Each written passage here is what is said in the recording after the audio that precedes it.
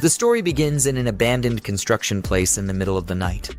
We see a boy being surrounded by a group of evil people who are armed with dangerous weapons while hanging above a cage full of zombies who are eager to eat the boy. We learn that the boy's name is Jong Zioyong. The woman asks if life is meaningless for him now because all of his friends are dead while she asks that. The cold sweat drips all over his face, and Jong remembers the good times he had in the past with his friends, and says to himself that it is all my fault that you guys ended up like that, and regrets that things went that way. Jong gets mad and screams at the evil woman that she deserves a miserable death, and that how a person can do something like that to fellow humans. The evil woman with a satisfied face is clinging to a man with a good build, and while she does so, she says that Jong is angry at her again. The man suggests to torture him slowly so she can vent her anger at him for having such a foul mouth. The man thanks Jong for the supplies, and because of the supplies they can live a comfortably life for a few more months before the supplies run out. But while he does so, he clicks a button, and so because of that, Jong falls with full force to the ground in the cage full of zombies who immediately get alerted by his presence. The zombies who are starving are running with full speed to Jong, and once they get to Jong, they begin to eat him alive, while we see that Jong is coughing up blood because of the damage he is getting. Jong thinks to himself that if he had another chance to live again, he would make better use of it, and that he would make them pay for what they did to him and his friends so that he would never experience something like that again in his life. Jong, who wakes up again after experiencing something terrible, gets called upon by the same evil woman who betrayed him in his previous life, and while the woman screams that he didn't put her name to the house deed, he couldn't grasp the situation he is in right now because he thought to himself that he had died just a second ago. Jong looks around and thinks to himself that could it be that I have been reborn before the time of the apocalypse and that they gave me a chain to redo life. He says that in his last life he has been deceived by Qi Jing. We learn that she stole the inheritance left by his parents and made him homeless, and because of that he had to sleep on the streets in the cold weather. We also learned that later that time a global catastrophe occurred, so because of that most people were turned into zombies and plunging the world into chaos. With the help of friends he survived and built a safe zone to survive the apocalypse until it is safe to walk around again. But he couldn't have known that the deceitful Qi Jing pretended to be a desperate person seeking his refuge and sympathy. In the end, she betrayed him and let the enemy inside to destroy him and his friends. We move back to his house where Qi Jing is screaming at him while saying 400,000 yuan and not a penny less. Jong, with a serious face expression, stays silent while looking at her. The evil woman gets angry and asks if he heard her. Jong thinks to himself that he cannot act impulsively now, so he needs to wait when it is the right moment. The evil woman says that she will give him a week time for him to make everything right, but Jong cuts her off and says fine, I got it, so she needs to go while pushing her to the door. This shocked the evil woman a bit and thinks to herself that when did Jong become so assertive, and asks if he wasn't her lackey before. Jong closes the door and turns around. But while he does so, he looks at the clock and thinks to himself that he must prepare for the impending apocalypse that is going to happen in a month's time, because if he doesn't, the same will happen like last time.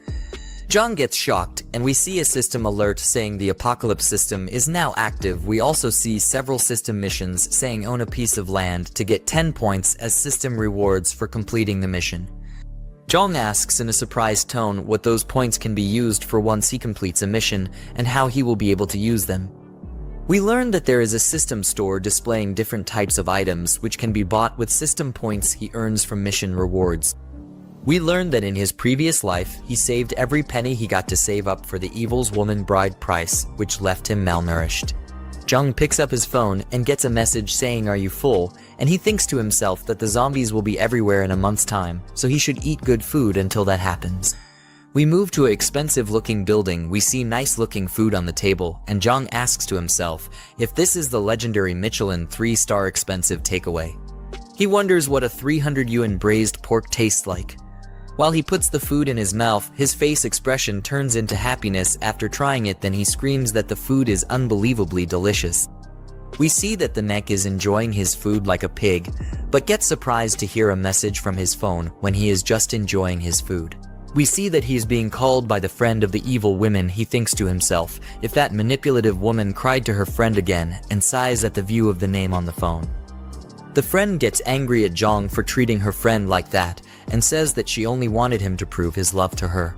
She also says that if you can't give her property, how can you love her, which is the stupidest thing I have ever heard. She says that Qi Jing was testing him a little and that he failed miserable, but if he brings 1 million by the end of the day in cash to them, she might help him to get her back to him. Zhang gets angry at her and says, "Who do you think you are for testing me like that?" and that she needs to get lost. The friend is trying to respond, but Zhang ends the call before she can do so. Zhang lays back on the couch and thinks to himself that he will build the strongest fortress on this land where no one dares to come, but not only is it becoming defensive, it is also built next to a water source and forest, so he will not run out of water that easily. We move to a hall full of people who are walking where the Mig gets greeted by a woman while she asks what he is looking for. The Mig tries to respond to the woman, but gets cut off by a man who we learn is the real estate manager of this place. The real estate manager asks the woman to help the others move boxes in the back because they have a lot of toilet paper that needs to be dealt with. The woman tries to respond to her boss, but gets cut off before she could do so. The real estate manager asks if she has forgotten who taught her everything in this field of work, and with an angry tone sends her to the back to help. The manager turns around and says to the Mick that a broke loser in cheap clothes can't even afford a toilet, let alone a house to life in. The Mick, his face expression turns dark and gets angry, so he asks the real estate manager if he is looking down on people or if he is just an evil person. The real estate manager says that he looks down on dogs like him, and he further says that if the Mick can afford a toilet, he will live stream himself eating shit. Zhang says to the real estate manager that he will find some fresh, hot, steaming ones for him later to eat on stream. Zhang comes back to business and tells the lady worker that he is not here to buy a house, but to buy land for himself, saying this with a confident face. The real estate manager and the lady worker can't believe their eyes when Zhang pulls out a black pay card, and cold sweat drips from their faces. Every customer in the building is shocked beyond belief, so they are asking what Zhang means by buying land and if he knows how much money it will take to purchase a piece of land. Another customer explains that he has never seen anyone buy land so easily. They exclaim that Zhang must be a wealthy person to buy such expensive land. The lady worker still cannot believe her eyes and asks Zhang to please follow her because she will give him the best detailed introduction available. While they are walking away, the real estate manager, with an annoyed expression, says that everyone knows how to brag, but he is not capable of paying for such expensive land. Zhang takes a seat on a chair provided by the lady worker, who further explains that these are the land pieces they currently have available, so Zhang needs to look carefully at which piece of land he wishes to buy. Zhang explains that there is no need to do so, and that he will just explain what kind of requirements he needs for his land. After that, she will need to look for the land that fits his requirements. Zhang further explains his requirements, such as proximity to mountains and water, so he has a water source. He also specifies that it needs to have convenient transportation and should have large buildings on top of it. The lady worker thinks hard before she answers, but is interrupted by the real estate manager, who adds that there is a piece of land in the East District that fits Zhang's requirements.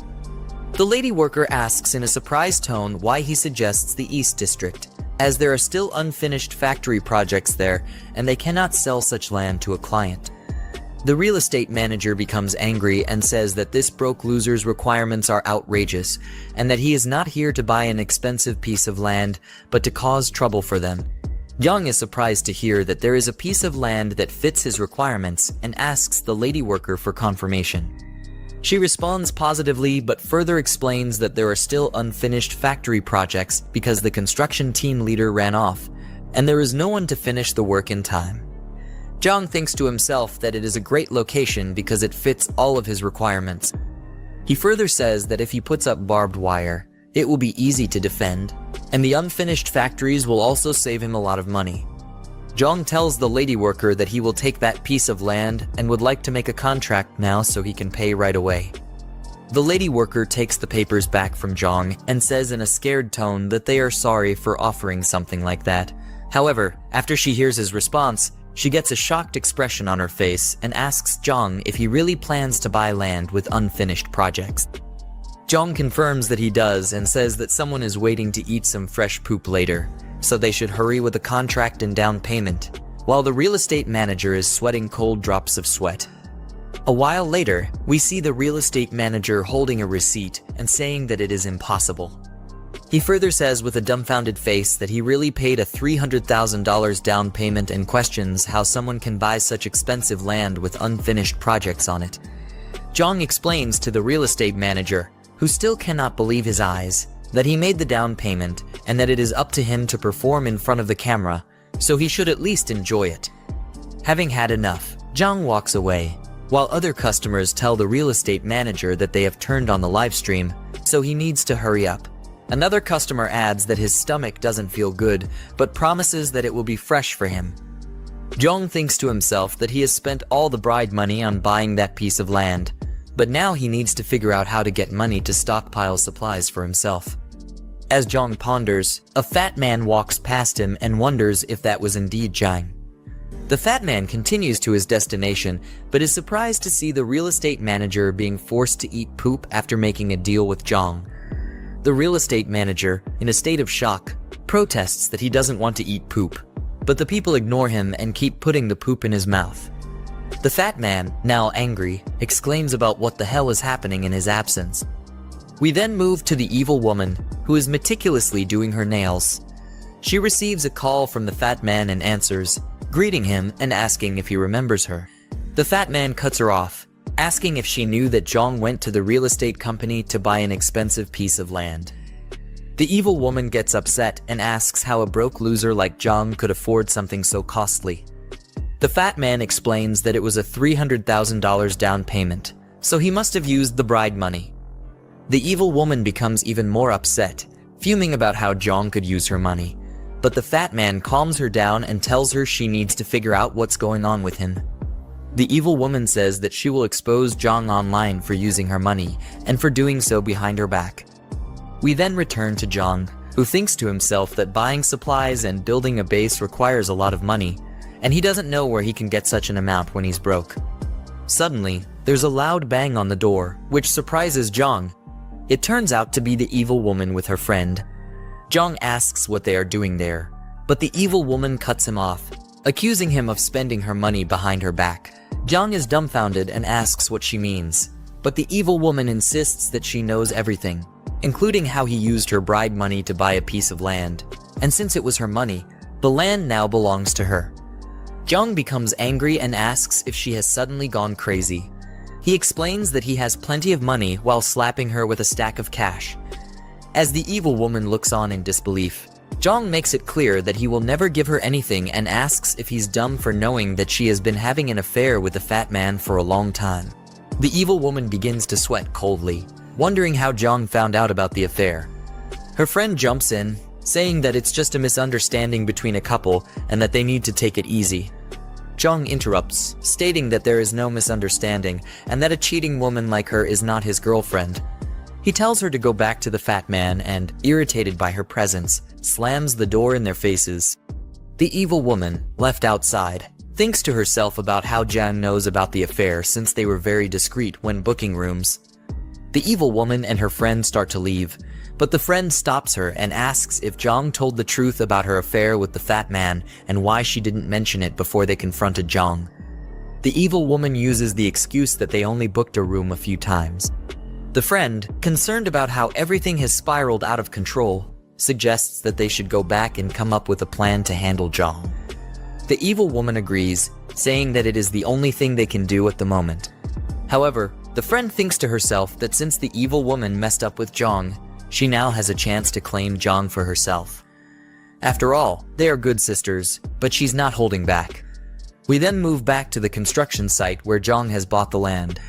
Jong is asking a middle-aged man how long the renovations will take to complete.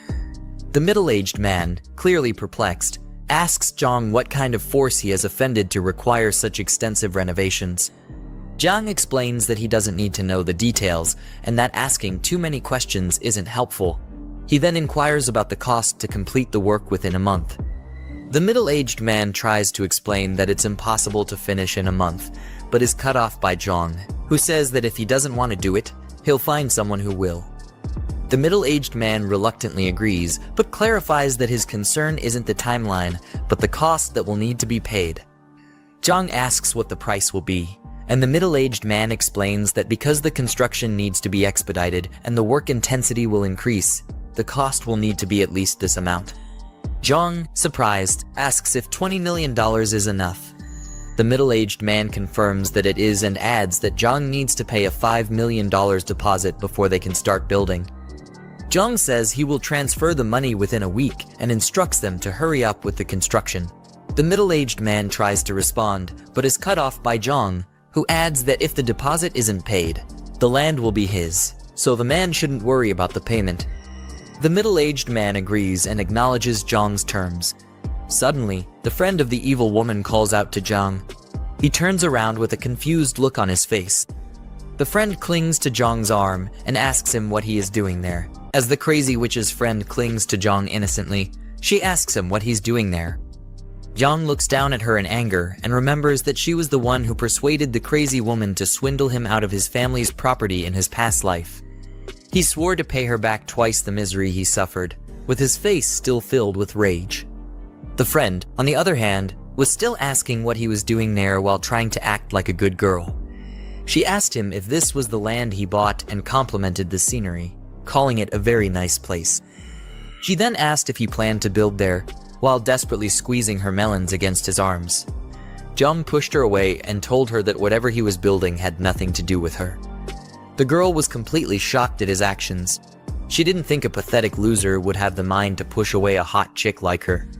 She asked herself what was going on and didn't understand why Jong was acting so weird that day. In a normal circumstance, just touching her hand would make him blush and his heart race. But now he was completely irritated by her presence. Even after deliberately caressing his hands, he still had no reaction towards her. While she was angry and nervous, Jong went ahead to talk with the construction workers and told them that the gates needed to be expanded.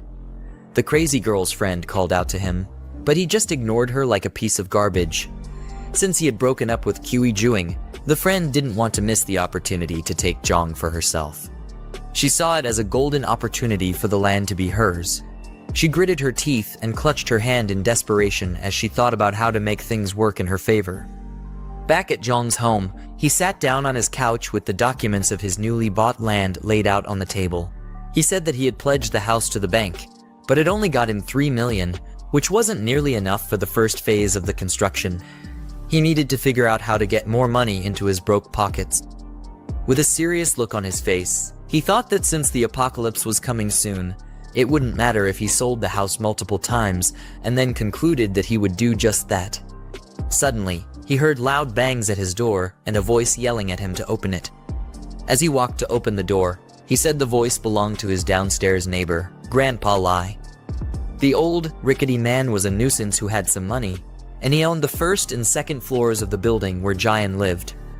Lai also wanted to buy Jong's third floor, but the house was meant to be his matrimonial home, which was why he didn't want to sell it. As Jong grabbed the door handle, he said that the old man was always causing a ruckus, splashing paint, dumping garbage, placing funeral wreaths, and jamming the locks. He opened the door, and Grandpa Lai immediately accused him of going clubbing the previous night. Jong yelled back at the man and asked if he was done with his silly theatrics. He told the man that he went to bed before 10 last night, so there was no way he could have gone clubbing. Lai said that he didn't care and that he heard something, but Jong cut him off and told the old man to stop his annoying rambling. He was fed up with Lai and his crazy stunts. Since the old man wanted the house, Jong said that he'd sell it to him. The old man was completely stunned and asked Jong if he was really serious. Jong looked down at the monkey-faced old man and said that he'd sell it on one condition, and Lai asked what it was. He told the old man that his new house wouldn't be ready until after 6 months, so he needed to stay there for that amount of time. Before that, the old man would have to pay him a total of $5 million for the house all at once. With that, he'd be able to pay off the loan on his new house. Lai was about to respond, but Jong cut him off and said that if he didn't agree, then he should forget it, while slowly closing his door. Lai stopped the door, pushed his head in, and nervously said that they'd have to sign a contract to avoid any regrets. Jong looked really irritated as he looked at the ugly old man and told him that the contract wouldn't be a problem. Of course, with a plague coming in a month's time, Jong had successfully swindled the old fool. He closed his door and cursed the old man out, telling him to stay in his house and wait to meet his maker. Jong began going through his phone, calculating the old man's 5 million together with the 3 million loan, which came to a total of 8 million. The system popped up and showed that he had completed the first task of owning a piece of land. With that, he claimed the system's reward. The next day, he went into the city to complete the next task, which was to get a year's worth of supplies. He breezed through the shopping mall, collecting many items that could be useful to him. The people there thought he was deranged, and some even said the foolish boy should be avoided. They all stood and watched him as he filled numerous carts with supplies that would last him a year. They didn't understand what he was going to do with all that stuff, and some of them even called him a pathetic idiot who believed in doomsday rumors. Jong wasn't bothered by their comments because he already knew what was coming. By the time he had gathered all the items, the task was completed, and the system rewarded him with 10 points. As he looked through the system store, he thought about how enhancing attributes would be useful during the apocalypse, but he was too broke for that. The protagonist's supply box was the best thing for him to get with his 10 points. Jong had a pumped-up look on his face as he convinced himself to get the protagonist's supply box and expand his advantage immediately. He bought the box, and his 10 points were deducted. The supply box popped out with an infinity symbol on the top of it and question marks around its body. When the box gets unlocked, we see the system information pop up and tell him that he got a level 1 space ring. The ring had a huge spatial space of 500 cubic meters, and time in the space was static. Jong knew the first item he was going to get would be a gold one. With the time-static properties of the ring, it meant that fresh food wouldn't spoil. Jong was happy about this information because he was a good-for-nothing idiot who didn't know how to cook for himself. After that, the system brought up his next task and told him to get supplies for 10 years, with the reward for that being 20 points. As that happened, the store manager walked out with some guards and asked who was causing trouble in his store. He looked like a mangy mutt as he asked Jong to identify himself. Jong recognized him as Yang Tao, his middle school classmate, and a dumb lackey of the school bully, Zhang Shengzhi. Yang always liked to bully weaker people, but couldn't stand up to those stronger than him. We see that in the past, Yang and a couple of other dumb-looking idiots bullied Jong and asked him for a protection fee. During that encounter, Jong told them to screw off, and that Sheng should come collect the money if he wants it. Anyway, he was surprised to run into the same blockhead at the store, much less as a manager. Yang told him to return all the items he put in his cart or else. Jong cut him off and mocked him for still bullying weak people and acting like a useless wimp in front of those stronger than him. He told Yang that he was there to make a purchase and asked if that was how Hurenfa treated its customers. Yang thought he was crazy for actually saying he was going to purchase all those items. He told Yang to pay for them immediately or else he would get rough-handled. An hour later, all his items were scanned, and the cashier printed out the total. As Yang was told the total price by the cashier, he handed out the payment terminal to Jong and yelled at him to pay immediately. With a spark of confidence in his eyes, Jong swiped his card as if he were in a battle. The transfer was successful, but Yang didn't look too happy about that. As he walked away with his guards, Jong called him back. Yang was already pissed off enough, and he asked Jong what he was doing. Jong told him to apologize for his rude behavior, or else he would return all the goods that he just purchased. The store manager felt insulted and told Jong not to push his luck, but the other customers interrupted him and told him to apologize. They told the blockhead that an apology wasn't much, and if he didn't, they wouldn't let it go. One of them had even started recording and was ready to make Yang a famous piece of shit. Jong told him again to apologize, and if he did, Jong said he would buy 10 times the amount of items he had already bought. Yang didn't believe his words, so Jong told him to bring the POS machine so he could show his balance. He swiped his card on it, and Yang was shocked to see that the pathetic weakling he knew had over 7 million. It was an amount that he had never attained in his wretched life. Once again, Jong told him to apologize. With no choice, Yang bowed down like a peasant and said he was sorry. As he bowed, Jong patted him on the head and told him not to be so reckless in the future and to leave room for others. Yang had an utterly defeated look on his face, but he couldn't retaliate since it would only bring more trouble for him. He asked Jong what he was doing with all the things he bought, and the Mick said he was planning a big venture. Yang told him that the supermarket's inventory wouldn't be enough for his venture and that he needed a wholesaler. Zhang turned back his head and asked Yang if he knew some wholesalers since he worked at the store. Surprisingly, the wholesaler he knew was Sheng, the dumb bully who always extorted Zhang in school. Yang quickly called Sheng and told him that he had found a big client. Zhang looked disappointed at the fact that Yang was still Sheng's useless slave. He wondered how much gray income the two of them could have made in the supermarket. After that, Zhang and Yang went to a warehouse. A badass car swiftly drove in and nearly turned Yang into a cadaver. Zhang was angry at how arrogant the driver was. The driver, Sheng, stepped out of the car, smoking a cigarette and puffing the smoke clouds in the air. Yang introduced him to Zhang and asked if he remembered him from their high school days. Sheng proved that all the smoke had clogged up his ears as he made Yang repeat himself. He finally said that he remembered who Zhang was and blew smoke on his face. He referred to Zhang as the guy with a bit of a backbone. He tugged at Zhang's hoodie drawstring and called it a fake designer brand. Sheng said he hated people like him who pretended to be rich when they weren't. Zhang replied by saying that he didn't know if it was a designer brand and that he just bought it from a random store. Sheng grabbed Yang's head and yelled at him for bringing such a useless guy as a client. He told Yang that his time was wasted with Zhang's presence and kicked him in the butt. Yang tried to explain that his client was a really big one, but Sheng didn't believe the idiot's words. He said that he could tell who was rich, and he wasn't because he had been in the business for many years. But it was obvious that his brain and eyes were also clogged up from his rubbish cigarettes. Zhang felt his aura wasn't working and said that he couldn't intimate illiterates like Sheng Ji, who looked down on people. Sheng arrogantly grabbed him by the collar and told him to repeat what he just said. But Zhang wasn't fazed by the fool. Zhang repeated himself and said that he looked down on people, but Sheng focused on the part where he was called illiterate. Zhang took it that he didn't mind being told that he looked down on people. Yang then tried to calm down the situation and said that Sheng's sore spot was when people called him illiterate because he really was one, and he hated being called that the most.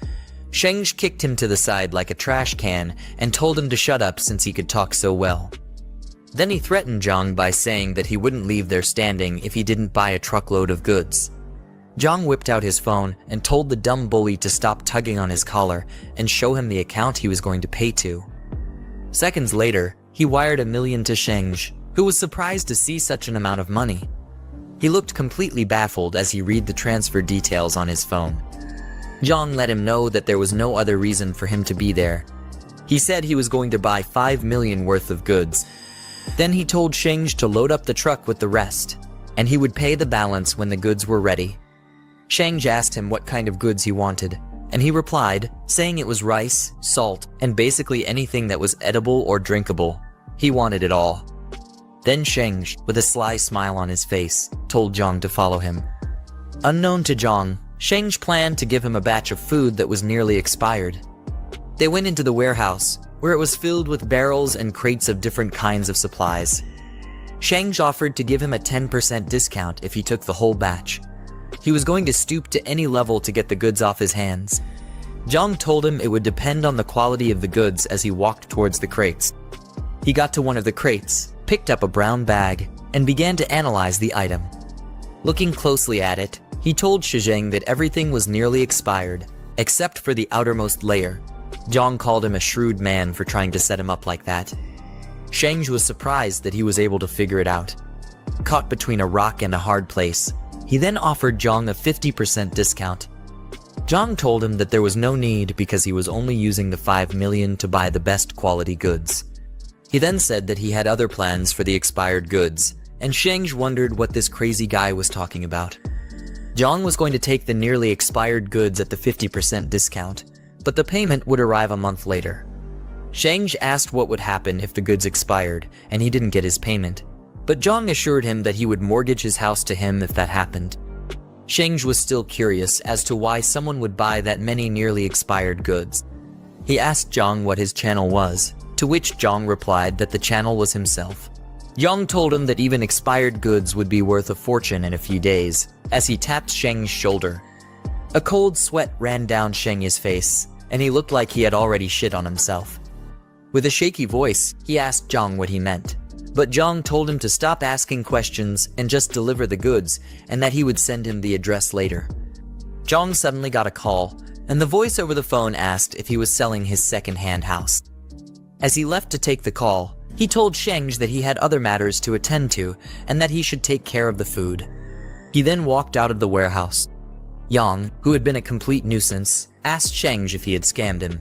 But Sheng wondered how Zhang was doing so well since his family was short of anything special. Zhang got back home and met Grandpa Lai, who gave him a bag full of money as a deposit. The old man accepted his condition to leave the house in 3 months and asked to sign the contract immediately. Zhang just looked at the old fool and said that he didn't even inspect the house before making a deposit. He was puzzled as to why Lai was so desperate to get the house and asked the old man why he was in such a hurry. Lai, with a sad look on his face, told Zhang that his granddaughter needed to transfer schools, so they urgently needed the house for residency. He had been looking around the area, but only Zhang's house was up for sale, and he begged Zhang not to back out of their deal.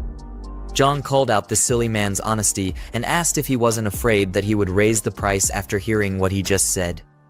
Grandpa Lai was shocked at Zhang's words, and he looked like he could have had a heart attack at any moment. He told Zhang that buying the house would cost him their entire family's savings, but Zhang assured him that he wasn't going to back out. After that, they signed the contract, and Lai was relieved that his granddaughter wouldn't have to sleep in the streets like a gutter rat. He bowed like a peasant before leaving and left Zhang to attend to more important matters. As he left, Zhang thought the old man's kind and honest traits would be his doom during the apocalypse. He quickly stopped the man for a second and asked for Lai to give him the address of where he currently lived. The next day, Zhang returned to the construction site to see how his new place was coming along. As he got there, the construction manager asked for the second batch of funds like a hungry ingrate, but Zhang told him that he would transfer the funds soon. The construction manager showed him around the place as they walked inside the building and said that it was between 70 and 80% complete. They stood under the reinforced doors and walls, and he assured Zhang that they were absolutely safe. Zhang asked about the warehouse and was told that it had already been cleaned up and was ready to be used. With that information, he called Sheng with a happy look on his face and told the dumb bully to bring the goods. Moments later, workers began to fill up the warehouse with boxes of supplies. They happily did their work because their boss was paying each person a lot of money. They were a bunch of broke fools, and they needed some way to sustain themselves in their miserable lives, which was about to be cut short by the apocalypse. They commented on how the place looked like a shelter and said that rich people really valued their lives. Zhang directed them and told them to make sure that the perishable goods were stored separately. After a work-filled day, the underpaid interns started leaving the warehouse when night came. As they left, Zhang stood in front of his tower of supplies and was happy to be done with that task. The system showed that he completed the task of acquiring 10 years' worth of supplies and rewarded him with 20 points. As Zhang looked through the system's store, he noticed that there was a new box item there. It was a box that would give him an awakening ability.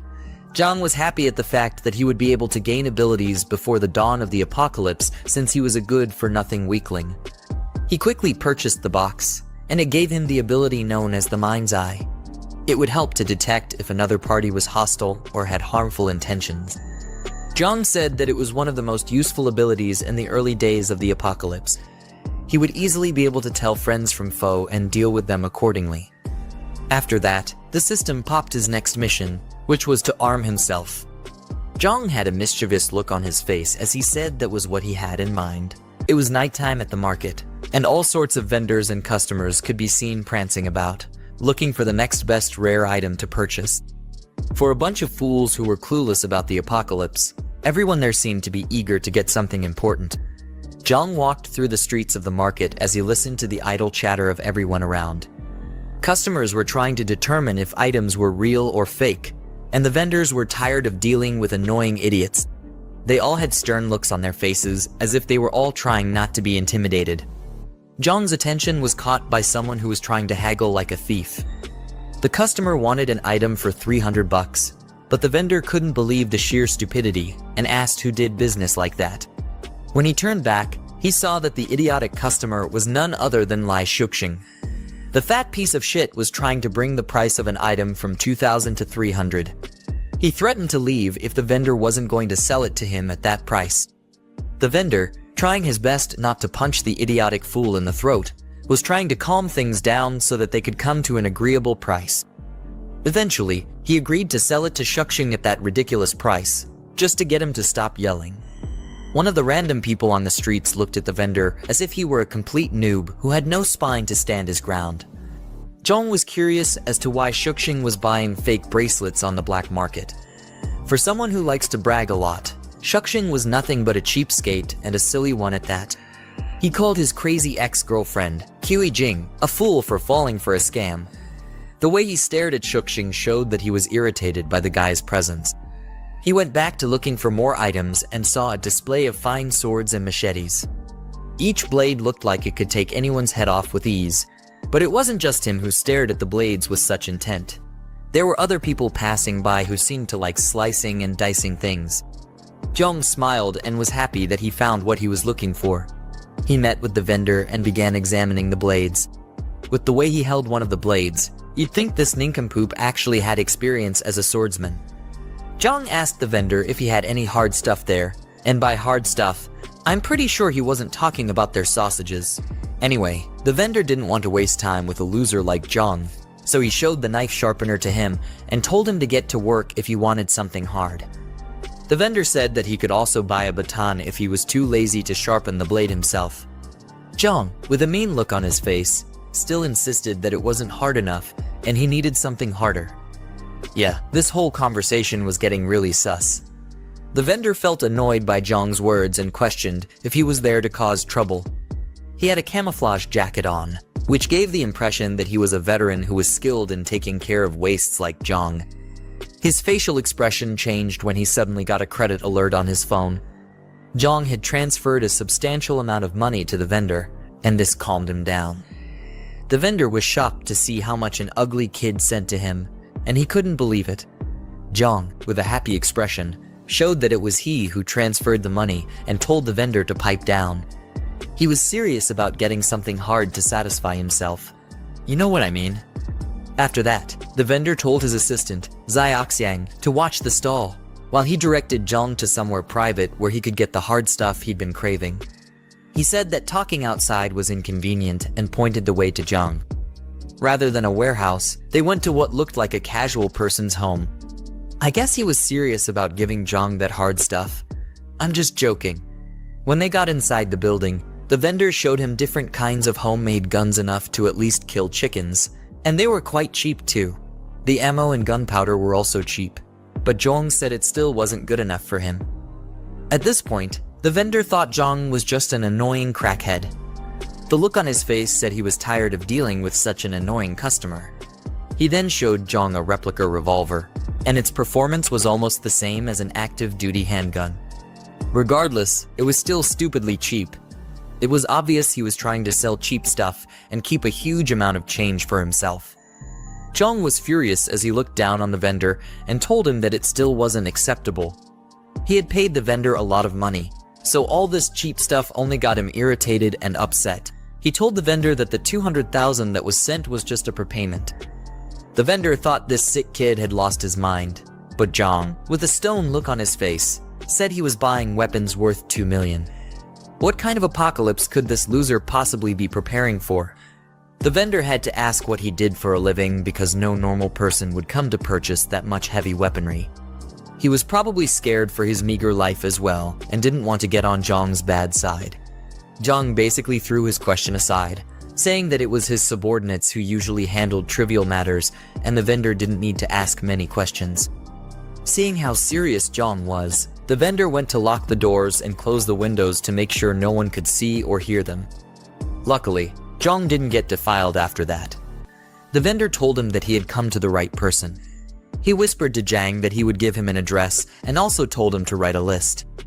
Zhong was to go to the location the day after tomorrow at midnight to complete the transaction, and he was meant to bring cash.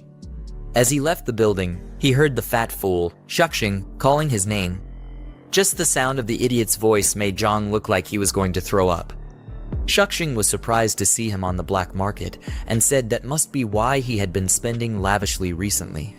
The foolish degenerate obviously wanted all that money for himself. He also called out Zhang for ignoring Jing and also said that his family must have had some heirlooms. He assumed Zhang was there to sell off his inheritance and said he had been watching too many marketing accounts recently, in a mocking tone. Zhang didn't even look bothered by Shuxing's degrading statements. Rather, he saw it as the perfect time to test his mind's eye ability. He activated it, and a blue flame surrounded his eye. He was able to see different icons on the top of the vendor and Shuxing's heads. The icon on the vendor's head looked friendly, while that of Shuxing showed he was definitely an enemy. Zhang was glad that the ability worked as expected. He turned back and began to mock the fat piece of garbage, saying that he must have tricked Ku Jing by buying fake and second-hand goods in order to clap her cheeks. Zhang said that she was just his second hand, who was worth the fake items. Shuxing was infuriated by Zhang's words, but he made no attempt to deny that he was a broke loser who had to buy cheap items to clap a girl. The vendor asked Zhang if they knew each other, and Zhang said that the fat fool was an enemy. Thanks to the money he was offered, the vendor began acting like Zhang's silly lackey and said that he'd handle Shuxing, while Zhang went ahead to handle other matters. The rest of his dumb friends came out to tag along in the drama, and Zhang told him not to kill the fatso since he still had plans for him. Shuxing was already shaking like a chihuahua as the goons slowly walked toward him. He tried to put up a tough attitude, but it was no use. The arms dealer swung out a baton, which made Shuxing try to negotiate with them. The proud fool was now a sacred wimp, and he had probably pissed on himself. The arms dealer and the rest of the goons gave Shuxing the beating of a lifetime. Laying defeated on the floor, Shuxing swore to get back at Zhang for humiliating him. 2 days later, in the dead cold of night, Zhang unveiled his new guns, which were delivered in a truck at his warehouse. With his new arms acquired, his task was complete, and he was awarded 10 points by the system. As a bonus reward, he was also given 2 physical enhancement potions. Rather than an actual potion, it was basically just a syringe, which meant that the system was obviously forcing this guy to do drugs. Anyway, Zhang noticed that the potion's effectiveness was as good as the one in the store. He brought out one of his hands and lifted the other in the air as he got ready to inject it into his body. As he used the potions, he gritted his teeth in pain, and his eyes went completely white. It was either he was feeling ecstatic like a junkie who just got his daily dose, or this idiot was about to die. Luckily, his second chance at life wasn't about to be wasted so easily. According to him, the average adult male had a strength of 5, but with the added 2 points from the potion, he got a 40% increase. He rolled up his fists as if trying to get a good feel of his new strength, but he still looked like the same old useless loser. Still, it wasn't enough for him. Zhang opened up the system's store and looked through the 2 items that were left. He decided to maximize his advantage by buying an extra physical enhancement potion. While injecting himself, he winced like a little girl who was getting touched inappropriately. The extra potions brought him to a total of 8 points, and he had 60% more power than the average person. All that was left was to find a punching bag to test his new powers on. He looked to the wall by his side and saw some bags of cement and a couple of rods on the floor. As he picked up one of the rods, he looked like he was still unsure about his new powers, but there was only one way to find them. He pulled out some sweet Bruce Lee moves as he kicked the rod, bending it and sending it flying towards the wall, which also cracked the wall. With his new strength, Zhang felt like a big bad boss who was not to be messed with in any way.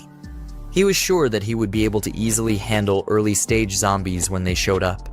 After that, he decided to store the guns in the space ring since they wouldn't take up much space there. The weapon crate shrunk and flew into the ring as if they were being sucked in by a black hole. The day after tomorrow was going to be the first day of the apocalypse, so Zhang was trying to make sure that there was nothing else he had to do.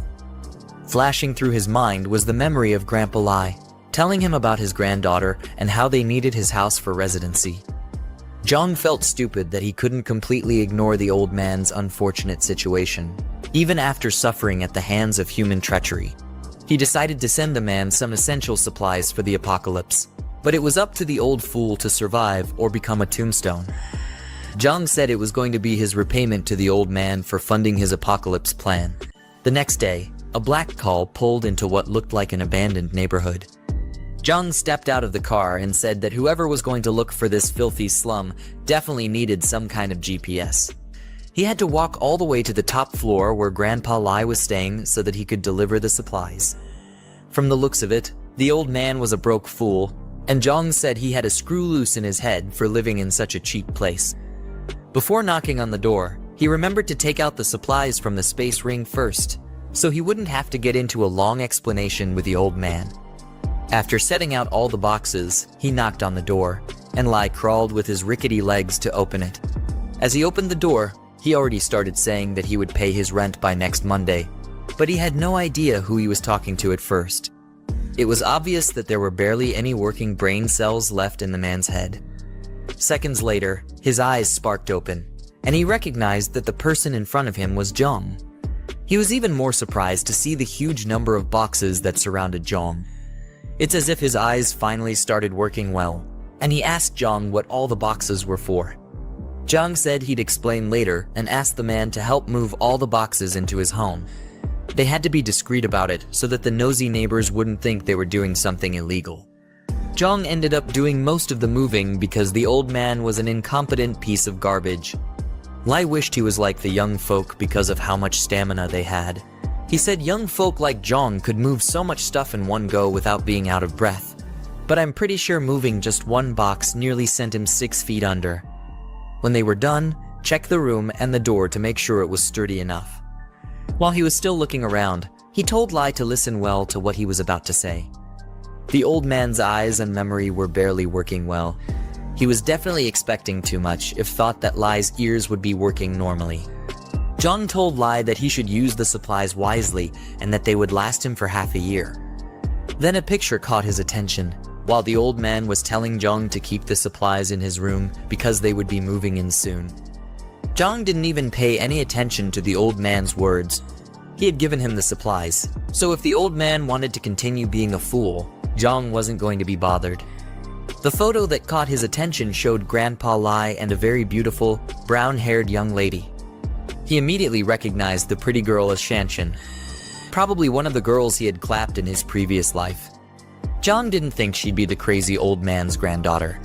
He asked Lai if his granddaughter was named Meng Shanshan, and Lai was surprised that he knew who his granddaughter was.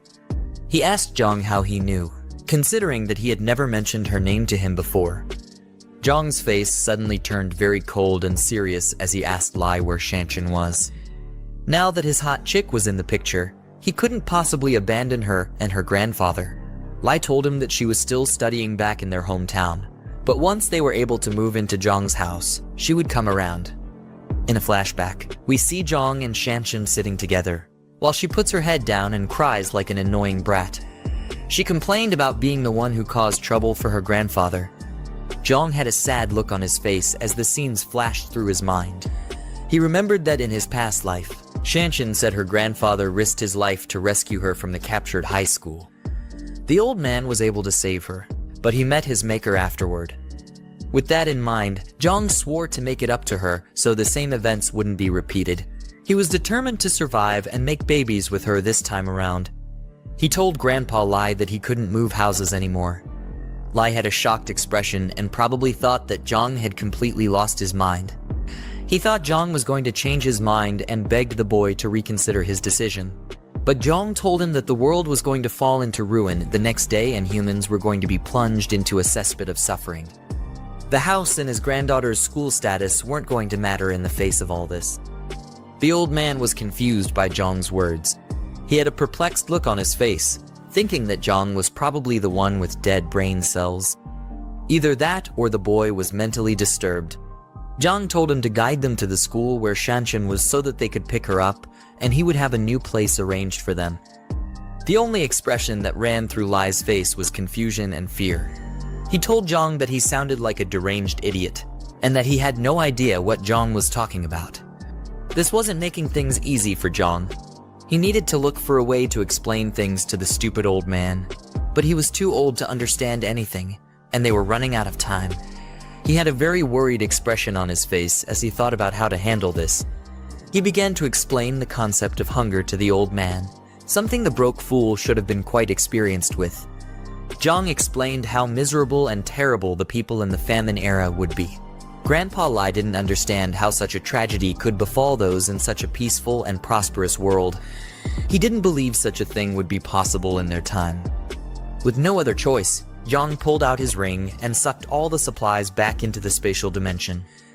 The old man was frightened as this happened, and he didn't even know what to say. In the blink of an eye, all the items were gone from the room. Lai asked him what happened to the items and assumed it was some kind of dark magic. A powerful aura surrounded Zhang, and in a forceful tone, he told the old man that he had superpowers and that he could see the future. He said he wanted to live, and he also wanted Shanshan to live so they could make all kinds of happy noises together. Then he stated that from then onwards, everything was going to be done according to his words, and Lai would not be able to defy him. He demanded to be told where Shanshan's school was because there was barely any time left. They left the house and got into Zhang's car, but Lai was still looking at him as if he were an insane villain. They sped through the streets and quickly arrived at the school. Zhang asked the old man if he knew Shanshan's class and dormitory. Luckily, the old man knew, which made him quite useful. I can't imagine the horrors Zhang would have put him through if he decided to be incompetent. They hurried to wherever she was, with the clock ticking away fast. Meanwhile, in the middle of the school, we see a bunch of delinquents harassing a girl for some silly reason. The girl who was being harassed was Shanshan, and she was getting whooped by some illiterate bullies because they were jealous that a guy liked her. Rather than trying to get some good Riz skills so the guy could notice them, they decided to take it out on the poor girl. Shanshan was looking bruised up, and she tried to explain that the guy, Zheng Xiaochen, was the one who liked her, and it was all one-sided. Sadly, the stupid bullies were too dumb to understand, and they thought she was just making excuses. They kicked her and pulled her hair to make up for their low self-esteem. They didn't believe that Xia Cheng was the one desperately trying to get into Shanshan's pants, and they felt she was silly for mocking him. Shanshan made some happy noises as her hair got pulled. I guess that's the kind of thing she was into. A voice called out to the stupid bullies and asked them what they were doing, but the girls looked unimpressed by whoever showed up. Luckily for Shanshan, it was Zhang and her grandfather who came to save her. One of the bullies recognized Lai as the useless grandfather. Shanshan was surprised to see her grandfather and asked why he was at her school. You'd think she'd be grateful to him for coming to save her pathetic butt. He screamed at the bullies and told them to let go of his granddaughter. Zhang, who stood behind him, looked like he was itching to give the stupid girls a piece of his strength. The other dumb-looking guys approached Lai, and they were holding knives and bats. They told the old man not to get into young people's business and he should stop meddling in their affairs. The blonde-haired leader walked up to him with his knife, but the old man stood his ground. Grandpa Lai rushed the guy with the knife and said he was mannerless for bullying his classmates. While they tussled, someone else was about to send Lai to the pearly gates with a bat. He swung down, aiming for Lai's neck, but Zhang caught the bat and saved the man from an early grave. Can you even call it an early grave? Zhang mocked the bully for being so young and learning how to be a thug. Of course, the bullies weren't fazed by Zhang's weak looks. They saw him as another pathetic, broke guy who was trying to act tough and assumed he was Shanshan's little brother. With one kick, Zhang sent one of them flying through the air like a frisbee. Thanks to that, the bullies took him seriously and said that he must have been trained, so they decided to gang up on him together.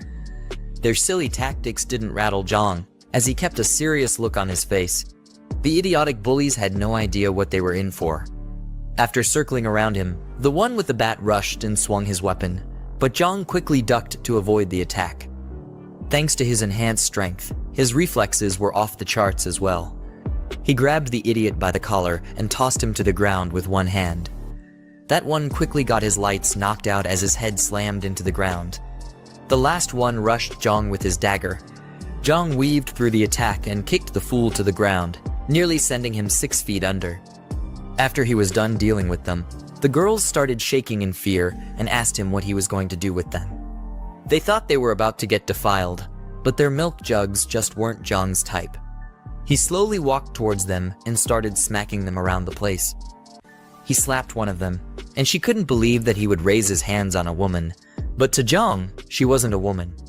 She was just an ugly gorilla who liked to bully others. The other one got her hair pulled, and she screamed for Jong to let go of her. He suddenly pulled out a knife and held it to her neck. Tears filled her eyes, and in a shaky tone, she asked him what he was about to do. He quickly swiped the blade across her neck and gave her a befitting end. Jong had a devilish look in his eyes after what he had just done. Shanshan and the other bullies couldn't believe their eyes. They didn't think he could have done something so horrid. Anyway, just to let you guys know that he didn't actually kill her.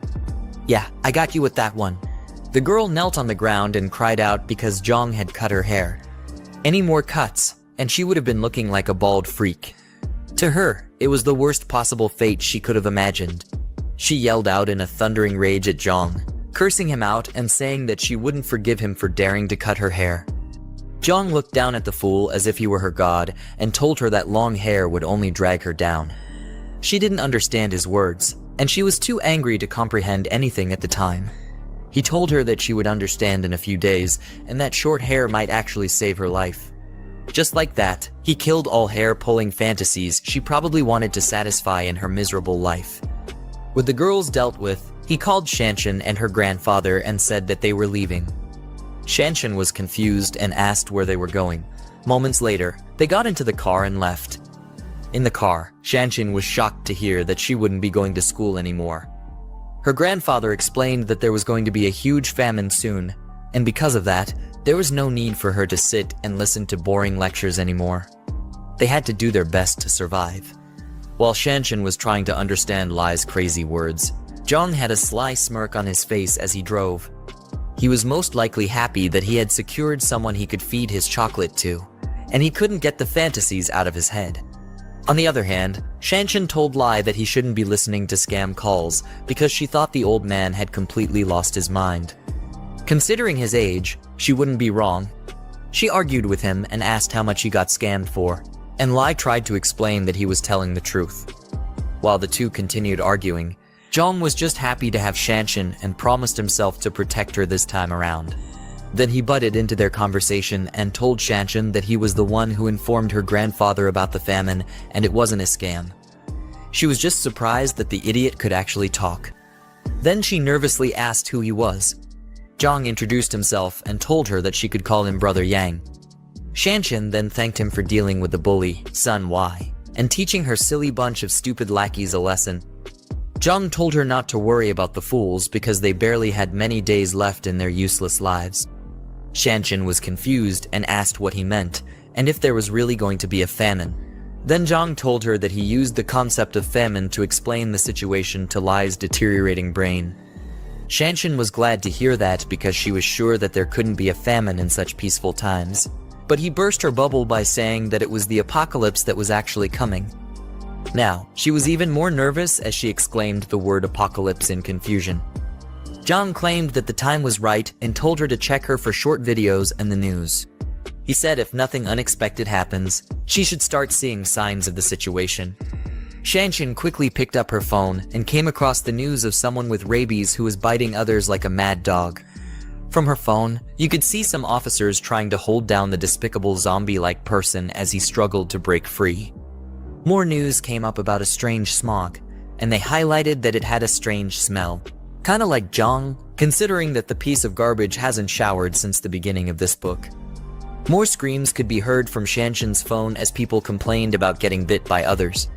Her face was struck with fear. She couldn't believe the horrific events that had started to take place and thought it must have been a dream. She was completely shocked to hear Jong say that these were all expected events and that they were signs of the beginning of the apocalypse. This idiotic girl still stupidly asked if there was really an apocalypse, even after seeing the signs on her phone. I guess stupidity runs in her family.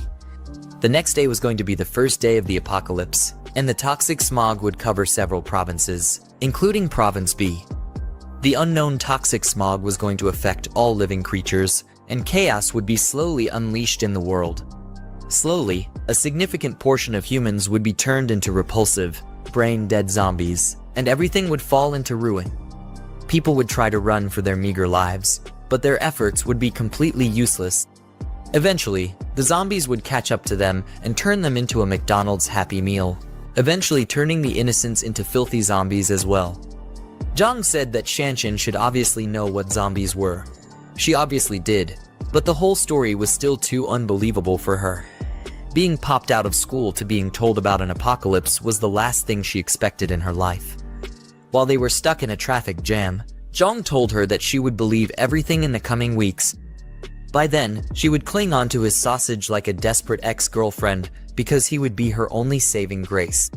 Jong was pissed about the traffic jam and noticed that even the emergency lane was stuck as well. Grandpa Lai was worried, so he asked Jong what they would do if the zombies caught up to them in the traffic jam. But Jong said that it wasn't that urgent yet. But he started to think about it and the possibility of a small outbreak occurring while they were trapped there. While he was thinking about it, some crackhead driver tried to cut in front of his car.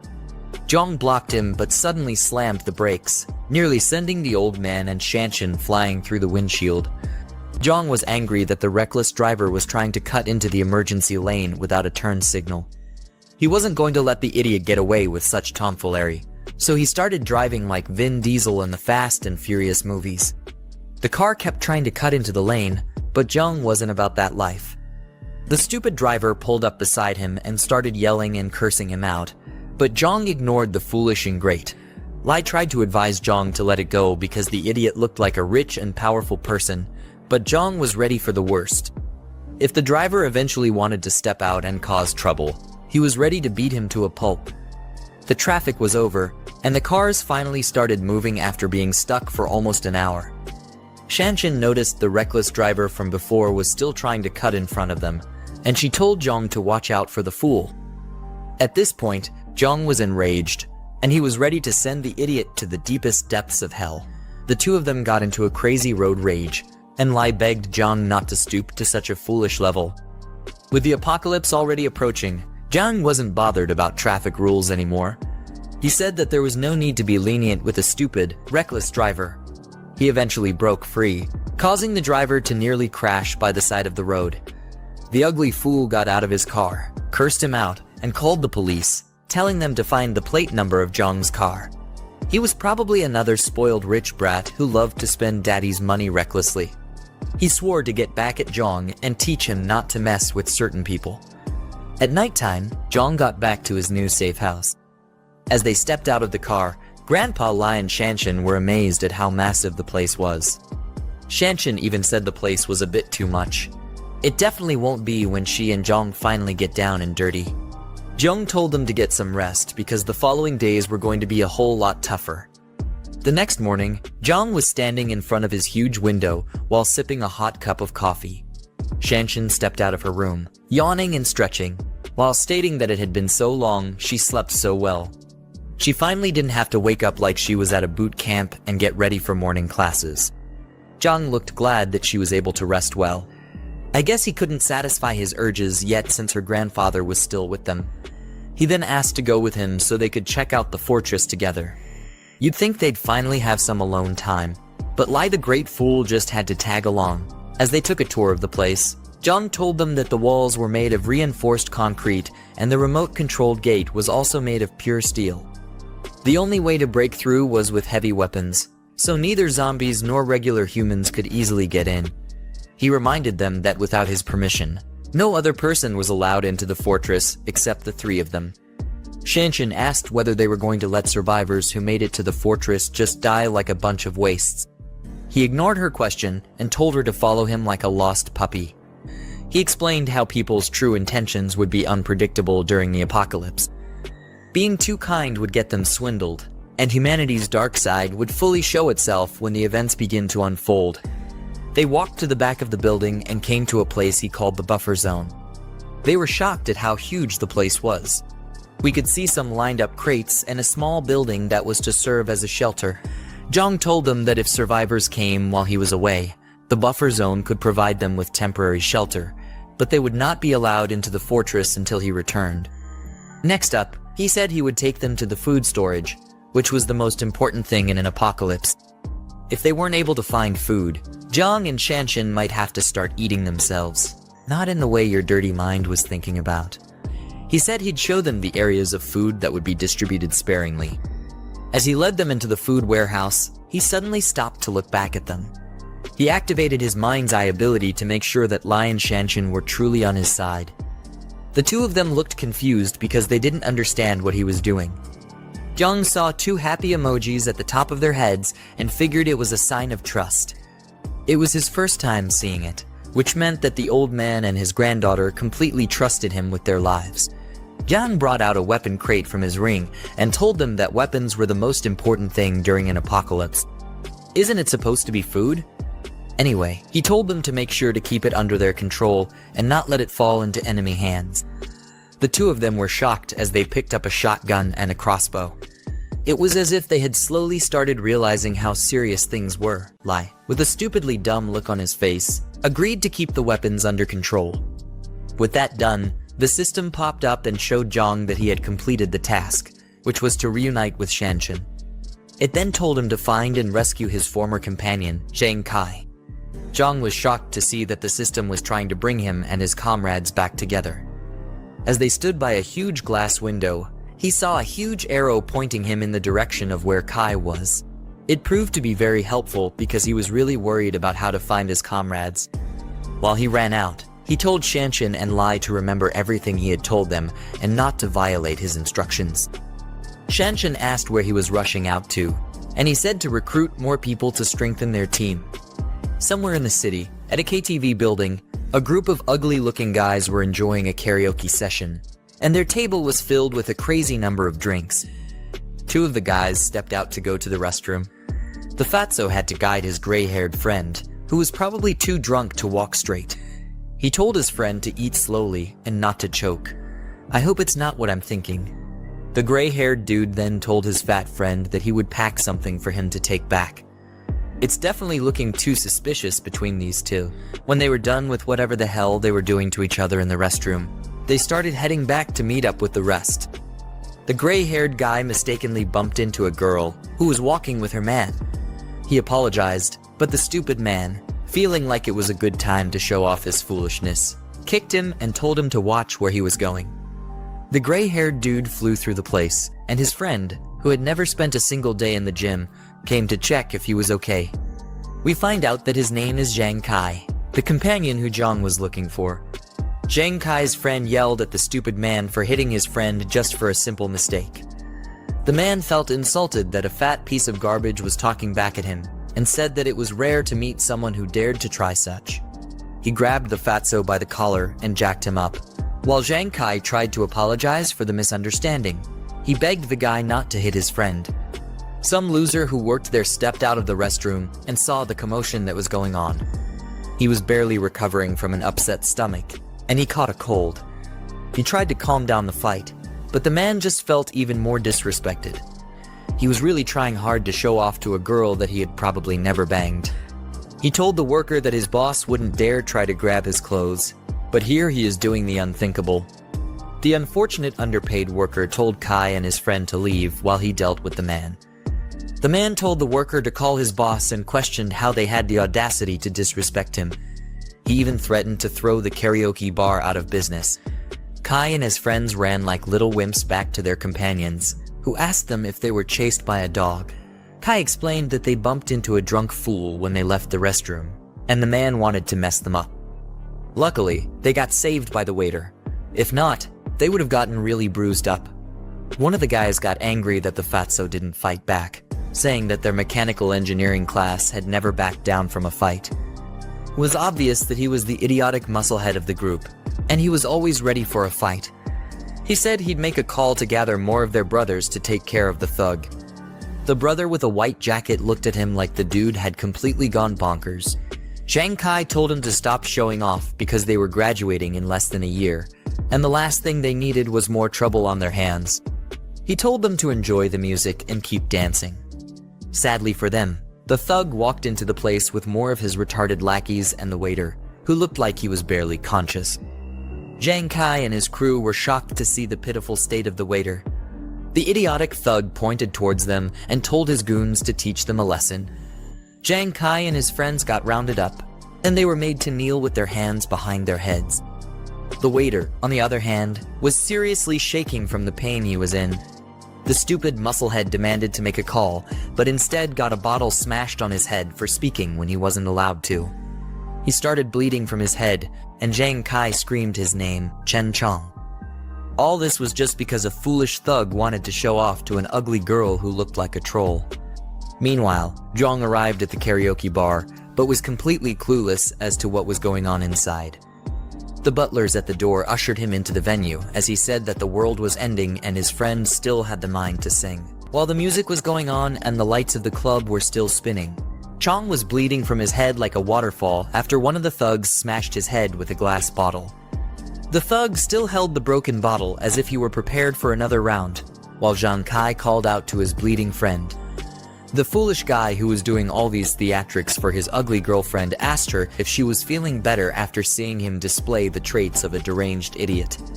He put his arms around the girl and tried to get a good feel of her arms, but she wasn't impressed by his lame heroics. The girl was more pressed about how her nail polish looked as she asked him what was there to feel better about. She told him that he wasn't even dealing with the actual person who bumped into her. The thug, with the brain of a buffoon, turned his attention to Zhang Kai. He held the broken bottle to Zhang's face and slowly approached him. The girl still showed no signs that she was the least bit impressed with all this tomfoolery. Meanwhile, Chong was slowly getting up and trying to recover from his bleeding head. Out of anger and frustration, he quickly reached for an ashtray and wanted to use it to make the thug pay for nearly sending him to his maker.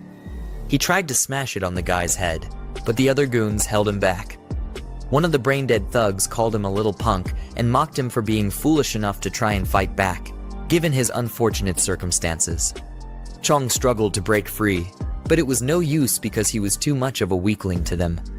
The thug, who was nothing but a simp, felt irritated and angry that Chong was bold enough to try and fight back. He didn't expect him to have so much guts, and he gritted his teeth fiercely in anger. As the other goons held Chong down, their leader smashed another bottle on Chong's head. Yeah, he definitely can't be coming out of this one. The wine splashed everywhere, and broken bottle pieces could be seen flying through the air. Chong was knocked out cold, and he slumped to the floor like a sinking rock. Zhang Kai and the rest of his friends were completely shocked at the horrid event they just witnessed. You could see the anger on one of the friends' faces, while the other two tried to call out to their friend. At this point, there wasn't any need for them to hold back anymore. They had tried their best to be calm and respectful, but it ended up quite bad for them. Zhang Kai and the fatso rushed towards the leader of the thugs to send him 6 feet under, while the last guy stood at the back, holding a baseball bat. On the other hand, one of the waiters was hiding in the corner and shaking like a pathetic coward. In the background, you could hear the thugs calling Zhang Kai a punk, and they were furious that he just wouldn't back down. Things got out of hand, and everyone was ready to go all out. Lao Si was told to grab one person and make sure that they never see the light of day again. While everyone was brawling and being a nuisance to the club, the waiter was in a lot of pain, and he groaned as a lot of cold sweat ran down his body. His body was shaking a lot, and you could see some purple veins pop out from his back and his forehead. It was like he was slowly having a bad mutation of the Hulk. At the same time, Zhang Kai was dishing out knuckle sandwiches to all the idiots who tried to mess with him and his friends. He swung hard at one of the goons, but the guy was quick enough to dodge, while another person was coming at him from behind. The waiter, who was shaking like a junkie earlier, now looked completely possessed, with blood dripping from his eyes. His eyes had gone completely white, he was sweating profusely, and he was drooling like a hungry beast. As he looked at the bunch of fools who were fighting, all that ran through his mind was how good they would taste once he got a bite. He roared out like a filthy beast and rushed to join the fray. Whatever caused him to mutate made him run at an inhuman speed, but it was probably at the cost of whatever was left of his brain. The waiter, who was now a mindless zombie, quickly grabbed one of the thugs and forcefully held onto him. The thug tried to break free, but the zombie displayed a terrifying level of inhuman strength. The filthy thing quickly took a bite of the thug, who was now in agonizing pain. The dumb girl, who was the cause of all this mayhem, screamed in shock as she saw the zombie take a large bite out of the guy. The thug called the waiter a dog and tried to get him to let go, but it was hopeless for him. He then called out to his guys so that they could help him. A man who was watching the whole thing couldn't believe his eyes. It was as if he had been thrown into those horror movies, and he was the side character who was completely useless. All he could do was put his hands behind his head. He opened his mouth wide and screamed, hoping for it to all be a dream. Meanwhile, the thugs were trying to hold down the zombie, but his crazy strength left them shocked. They still had yet to clock that they weren't dealing with an average human being. The zombie let go of the person he was clinging to before and went ahead to bite the other unfortunate soul.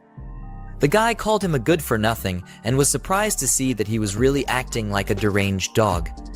As the thug struggled to break free, the zombie knocked him down to the ground, while his teeth were still firmly planted into his arms. The thug was baffled at how insane the zombie's strength was because his arm was about to be completely ripped off. As the struggle continued, a hand suddenly popped out and grabbed the neck of the zombie from behind. As the person lifted the zombie into the air, we saw that it was Jong performing such crazy feats with his physical enhancements. Everyone else in the room was surprised that he could lift up a fellow human with such ease, and even with one hand. Jong slowly squeezed the zombie's neck, and his face didn't look too happy about what was going on. With blazing anger, he smashed the zombie onto the glass wall and held his face to it so that the shards could cut him up slowly. Then he turned to the rest of the idiots who had been causing a ruckus and told them to stop. Everyone else there was still freaked out by Jong's crazy strength. The man who was a snack for the zombie looked beyond frightened as he looked up at Jong. He said that the deranged zombie was as strong as a bully, but he didn't understand how Jong was able to pin him to the wall with one hand. It was as if he was also angry at himself for being a pitiful weakling. The stupid thug leader screamed out and asked Jong who he was. Rather than thank the protagonist for saving their miserable lives, this brickhead thought it was wise to yell and act like he had some use. The other pathetic goon beside him was in a lot of pain because the zombie had taken a chunk of his shoulder for dinner, and it looked like the wound had become infected. Jong ignored the idiot's question and turned to Zhang Kai. He wanted to make sure that his friend had been bitten by the monster and also make sure that he was alright. Zhang Kai told Jong that he was fine, but with a perplexed look on his face, he asked Jong why he was worried about him being bitten. Jong ignored that foolish question as well and, with a mean look, told his friend to come with him. There wasn't any time to waste, and he needed to assemble his past comrades as fast as possible. While Zhang Kai stood up to go, that idiotic simp pulled him back and said that they weren't done. A literal zombie just wreaked havoc in their midst, and his men were severely wounded, but he was more bothered about how much he had to impress some ugly girl, who he had probably never laid before. Anyway, as he was being stupid, one of his goons, who got bit on his shoulder, suddenly started coughing and complaining about his spinning head. His boss asked him what was wrong, and he thought it was just a cold, but he was about to find out how his foolishness would be the end of him. Jong had a look on his face that said he already figured out what was happening to the thug. He wasn't fazed at all, but just kept his composure and waited for the worst to happen. The purple veins began to break out of the thug's neck and head. He gritted his teeth in pain and held onto his wound, but it was already too late for him. He tried to explain that he just had a runny nose in the afternoon, but got interrupted by Jong. The protagonist asked him if his shoulder was bitten by the zombie while still holding onto the monster's neck. The zombie was still fighting to break free, but Jong had that dog in him, so he wasn't breaking free anytime soon. The thug was confused and wondered how the zombie's bite had anything to do with the way he was feeling. While still fighting the pain, he told Jong that he was bitten and asked what that had to do with anything. You could see as the purple filthy mutation was slowly creeping up from his back to his face. The fact that no one else in the room could figure out what was going on showed why they must have died like fools in Jong's past life. Jong started to analyze the whole situation and thought to himself that the thug was probably already infected before he got bitten. Now that he was bitten close to his head, he was likely going to mutate soon, since the signs had begun to show themselves. Jong dragged the already deranged zombie and was heading out, while the H-Tug leader asked him what he was doing. The others were staring at him, and they hoped that he would give a reasonable explanation for all his strange questions and actions. Jong got to the door and tossed out the mutated filth like he was a pile of trash. Then, he quickly shut the door. The zombie started to bang and claw at the door, trying to force himself back inside. Jong, on the other hand, was glad that zombies were too dumb to figure out how to open doors yet. Because of this, they were all safe in the meantime. As he dusted off his palms, he turned to the others and saw that they were all looking at him weirdly. It was obvious that they were waiting for him to start explaining himself, but Jong was taking his sweet time. I mean, it's his show, so you can't really blame the guy. His mood shifted, and you could see the killing intent spilling from his eyes. At this point, the demons of hell were scared of what this idiot was about to do. He cracked his knuckles and asked Jang Kai which one of the stupid thugs he needed to take out first. However, Jang Kai had no idea who this crazy kid was, and he asked him if they knew each other. The leader of those thugs was looking completely pissed off because he was being threatened. He rushed towards Jong, telling him that he was getting cocky, and he attempted to land a punch on the pretty boy's face. That punch looked like it was taking years just to hit, and Jong wasn't the least bit bothered by the idiotic simp. Before the guy's hand could halfway through, Jong swiftly grabbed his head and shut him up before he spewed any more rubbish from his mouth. With his Hulk-like strength, he smashed the man to the ground, knocking him out in the process. The other foolish goon who was bitten on his shoulder rushed towards Jong in an attempt to attack him. He cursed out Jong and said that he was definitely asking for it. Sadly, he was no match for Jong's Bruce Lee moves.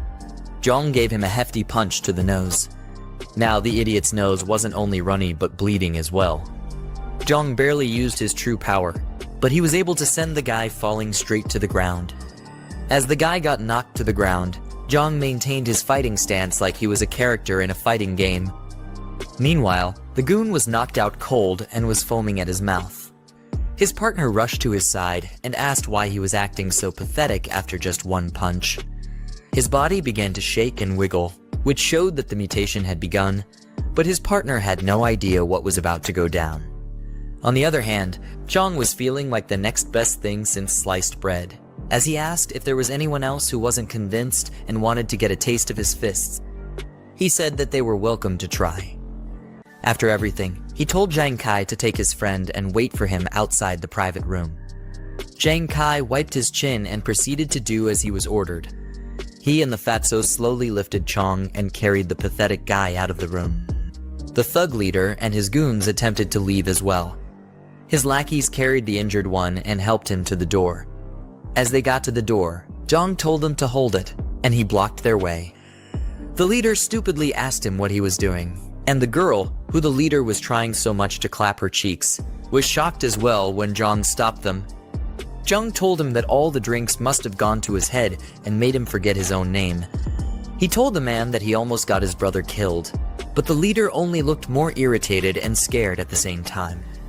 The leader told Jong to stop spouting nonsense and ordered him to get out of his way.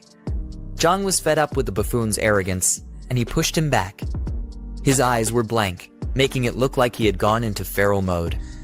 The leader cursed him out and said that he was going to die after what he just did. I guess the drink really did clog his head because he quickly forgot that Jong held up someone by their neck with just one hand. Before he could get up, Jong quickly left the room and locked the door behind him. The guy got up and demanded for the door to be opened, saying he was going to skin Jong alive for being a punk. Unknown to him, he was about to face a more deadly and disgusting opponent. The goon who was bitten on the shoulder earlier had been completely consumed by the mutation. His eyes were red, and his senses were no longer with him. You could have possibly searched his eyes for a sign of himself, but there was no humanity left in him any longer. The mutated thug let out a feral roar and began looking for the closest person to feast on. His other comrades couldn't hold him down, and they were confused as to why he was acting so feral. They called out his name, Hat, and asked him what he was doing. Obviously, they were too blind to see that Hat was hungry and looking for the next best meat to devour. Jong stood on the other side of the door and listened to the chaos that ensued inside the room. The guys banged on the door and struggled to get their zombie friend off their leader, but it was only a matter of time before they became mindless monsters like him. Voices could be heard screaming for help, but Jong wasn't bothered about them. One of the workers approached Jong and nervously asked what was going on and if he needed help. Jong told the man to lock the door completely and not let a single soul inside if he knew what was good for him. He then told him to call the police and the hospital to inform them that there was a patient with the rabid flu inside the room. The worker either had his ears clogged up or he was just shocked that Jong mentioned the rabid flu. Jong's words left him frozen and frightened on the spot, and he didn't know how to process it. While he was still spacing out like a fool, Jong yelled at him to get to it immediately. The worker responded and hurriedly brought the door keys. His hands were nervously shaking as he tried to get the key into the lock and lock the door. While he was struggling with that, Jong left with Zhang Kai and the rest of his friends. Chong was still unconscious as they carried him and followed Jong. The worker who was supposed to be locking the door stopped what he was meant to do because he felt troubled by the sound coming from the other side. His colleague approached him and asked why there was so much chaos going on. The worker told his colleague that Jong told him about a guest who had the rabid flu, but the colleague didn't believe that there was actually a rabid flu. On the other hand, the worker was surprised that his silly colleague even knew about the disease. Then the two of them headed to the security room so they could check the live surveillance and see what was really going on. They ran through the hallway as quickly as they could, but when they got to the room, they saw the horrors that had been unleashed. The security man who was watching over the cameras couldn't even believe what he was witnessing. Their ugly faces showed that they couldn't stomach whatever the hell they saw on the screens. The security footage showed that the thug leader and his goons had all been turned into brainless zombies. They feasted on each other, and the leader was finally able to get a taste of his girlfriend. The girl lay dead on the floor, and her eyes looked like she had also gotten infected with the disease. The workers quickly called for the police, but I wondered if they were calling them to become part of the feast. Meanwhile, Jong and his friends had finally gotten outside to where he parked his car. He told them to hurry up because the club wasn't safe anymore and things were about to get way worse than they already were. They got into the car and quickly drove out that night to somewhere safer. Inside the car ride, Zhang Kai thanked Jong for saving them and asked him who he was. Chong was still knocked out like a light, and the others were eager to know who Jong was as well. Jong introduced himself and told them that he was hired to protect them, and that they didn't need to know who the employer was. They just needed to be grateful that he bothered himself to save weaklings like them. One of the guys seated at the back asked Jong if the rabid flu was actually real since rumors from the internet had debunked it. Jong turned back to answer him and completely abandoned the fact that he was driving. Maybe his powers also gave him eyes at the back of his head. Anyway, he acknowledged the idiot's stupid question and asked him if he thought everything that they just witnessed back at the club was all an illusion.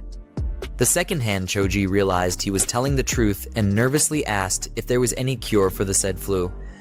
Jong told him that the disaster wasn't about to go away anytime soon and the world was already at its wit's end. It was only going to get worse, and they needed to be prepared for anything. They suddenly heard someone scream from outside the car, which made them confused as to what was going on. With the windows wound down, they looked outside and saw a zombie attacking an innocent civilian who was screaming for help. The civilian was convinced that it was the effects of the rabid flu that were affecting the zombies. Jong then explained to them that the current situation was just a localized breakout. It was still on a small scale and in the early stages, and most victims were still in the incubation period. He said it wasn't going to take long before things spiraled out of control on a larger scale. If they wanted any hope of surviving, they needed to follow his orders. In unison, they all agreed to do whatever Jong said, except for Chong, who was still doing God knows what in his dreamland. With his new comrades secured, the system popped up and notified Jong that his task was complete, and it awarded him an extra 20 points. He couldn't wait to check out the new items in the store and further enhance himself. Bear in mind that this guy is still driving with all this going on. It's ridiculous. Anyway, he opened the store and looked at the list of items that were available at the moment. Looking closer, he noticed that a box known as the post-apocalyptic cultivator box was still there. He decided that he either had to buy it or refresh the store to get rid of it. Seeing that all the boxes would be useful to him, he decided to get all of them when he got back to his fortress. After he was done with that, he looked at his new comrades and figured it was going to be a serious issue to gain their trust. Zhang Kai and the others looked unbothered as they stared out the window, hoping to make sense of everything they had just experienced. In a flashback scene, we see Zhang Kai crying like a wimp and blaming someone who he once treated as a brother. Jung explained that in his past life, Zhang Kai's entire dorm was killed by zombies because one of his brothers betrayed them. Zhang was the only one who ended up surviving the tragedy. Because of this, Zhang was trying to figure out who the culprit was so that they could deal with the person early on before it was too late. Later on, in an apartment in the city, we see our good old crazy witch talking with someone sweet over the phone and asking the person how things are on their end. It was probably another fool that she had managed to charm with her looks. She asked the person when the supplies they mentioned would be delivered and said she was scared to go to the market because it was so chaotic outside. The person on the phone assured her that he would send it as soon as he was done with what he was doing. Suddenly, she exclaimed when she heard a loud bang on her door. The guy over the phone was worried and asked